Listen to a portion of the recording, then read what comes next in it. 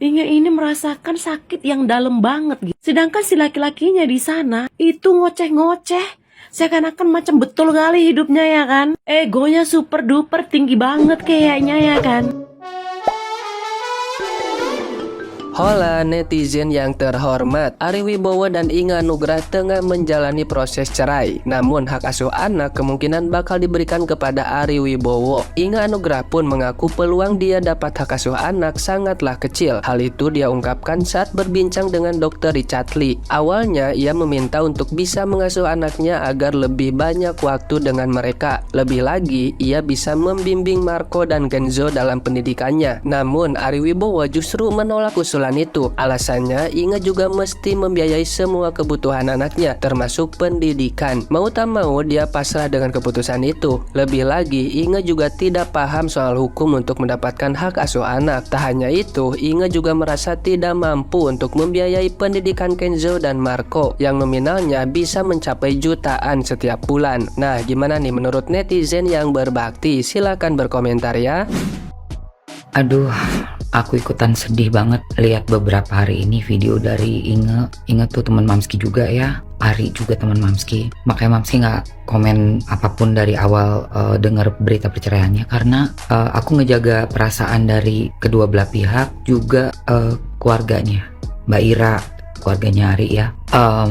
Tapi aku ngeliat video ini nih, jiwa aku, hati aku sebagai seorang perempuan juga kesentuh gitu. Di luar siapapun yang salah ya, mau Ari, mau Inge, siapapun deh yang salah. Kalau aku berpendapat ya, namanya seorang ibu tuh nggak boleh dipisahkan dari anak. Pertama itu, nggak sehat juga untuk kejiwaan anaknya, karena seorang anak itu pasti tetap memerlukan figur ayah dan ibunya, dan itu sangat berpengaruh nanti kepada kejiwaan mereka di saat dewasa nanti. Kita mau anak-anak kita itu menjadi anak yang sehat jiwa dan raganya, mentalnya gitu ya, untuk menjadi orang yang berkualitas. Lalu yang kedua juga, aku cuma mau melihat dari sisi kita sebagai seorang wanita. Aku nggak ngomongin Inge, nggak ngomongin Ari ya, tapi sebagai seorang wanita nih, seorang calon istri, teman-teman yang melihat peristiwa ini bisa belajar. Apapun yang kita rasakan saat kita mengenal seseorang dan jatuh cinta lalu memutuskan untuk menikah,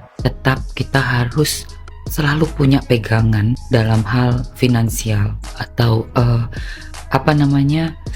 kita bisa membekali diri kita sehingga ilmu yang kita punya, waktu yang kita habiskan untuk sekolah, belajar gitu ya, tidak sia-sia, dan kita bisa punya bekal gitu loh. Pada saat misalnya mungkin kita menikah dan tiba-tiba suami kita pergi, kita udah punya bekal, kita udah punya persiapan gitu. Karena hal-hal yang paling buruk tuh harus kita pikirkan. Nggak bisa kita mengandalkan seseorang, bergantung, bersandar sepenuhnya pada seseorang. Karena ya itu tadi, kalau dalam pernikahan itu ya bisa berpisah karena perceraian atau karena kematian. So be prepared. Itu sih, and Inge, stay strong. Kalau boleh menanggapi dari raut wajahnya, dari matanya, dari cara nangis, Inge ini merasakan sakit yang dalam banget gitu. Sedangkan si laki-lakinya di sana itu ngoceh-ngoceh. Seakan-akan macam betul kali hidupnya ya kan. Egonya super duper tinggi banget kayaknya ya kan. Pusing aku mengiring. Kalau seandainya nih ya bisa minta sama Tuhan, Tuhan ciptakan aja laki-laki, perempuan, dan ada satu lagi jenis yang berbeda, supaya si laki-laki gak sembarangan nyakitin perempuan, dan begitu juga sebaliknya. Semasa pacaran, cintaku, lovelyku, apa segala macam begulatu ya kan. Giliran sudah 17 tahun nikah diginiin. Oh, sakit banget. Mau cari yang lain lagi? Mau daun muda? Tapi ya, semoga Inge ini dapat kebahagiaan yang jauh lebih bahagia ketika dia masih bersama-sama dengan pasangan sekarang. Duh, kasihan sekali ya. Kasihan guys. Kan pengennya itu sederhana sekali. Pengen disayang, pengen bahagia, pengen didengar. Kan tulus sekali dia. Aku pikir aku akan dengar dia bilang pengen harta gono gini, pengen uang belanjanya ditambah. Ternyata pengennya cuma segitu. Jadi para suami ya, dengar ya, semua perempuan di seluruh alam jagat raya ini, yang paling dibutuhkan adalah pengen disayang. Semua pria di seluruh alam jagat raya ini pengennya cuma satu, pengen dihormati ya. Jadi walaupun kita ini nggak ada hubungannya, namun karena kita perempuan, harapan kita ini ya, mereka berdua kembali akur, kembali damai. Toh permintaan Inge kan cuman itu, pengen disayang, pengen bahagia, pengen didengarkan. Susahnya apa? Nggak minta tambah gaji, nggak pengen apartemen, nggak pengen Hermes, nggak pengen LV. Jadi doa aku ya Mbak Inge sayang, ya aku berdoa agar kalian kembali rujuk, kembali pulih jadi satu.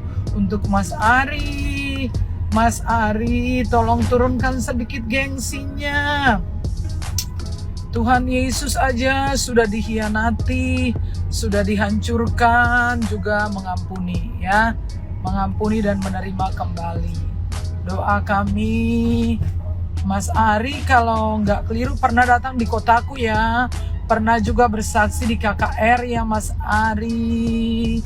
Kami semua berdoa supaya Mas Ari dan Mbak Inge kembali rujuk, kembali jadi satu.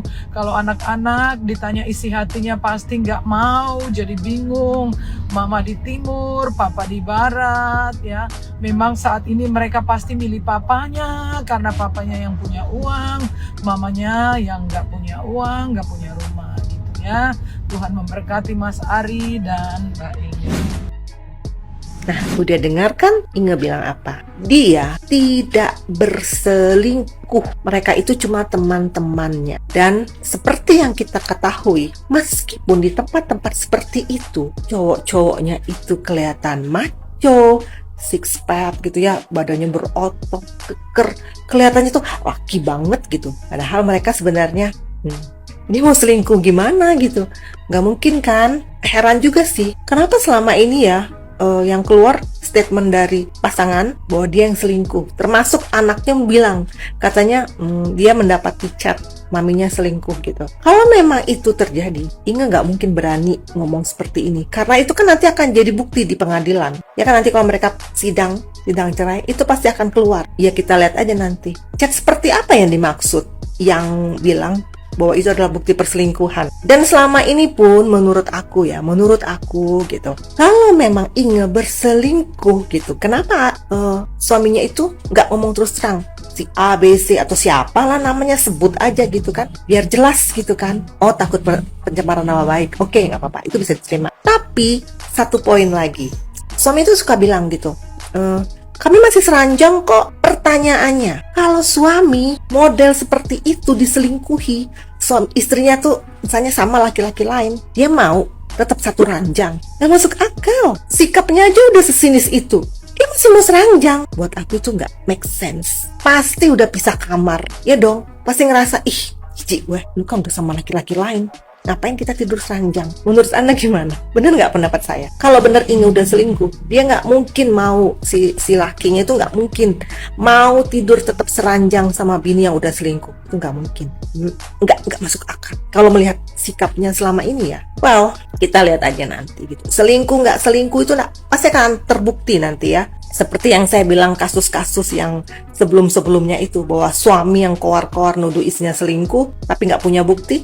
Apa bukti apa endingnya? Mereka yang kawin duluan gitu ya. Nah, istrinya enggak tuh. Kayak siapa sih yang kita sebut aja Maya itu butuh berapa waktu dia untuk memberanikan diri untuk menikah lagi. Itu pun setelah ketemu pasangan yang yang bisa memperlakukan dia kayak ratu.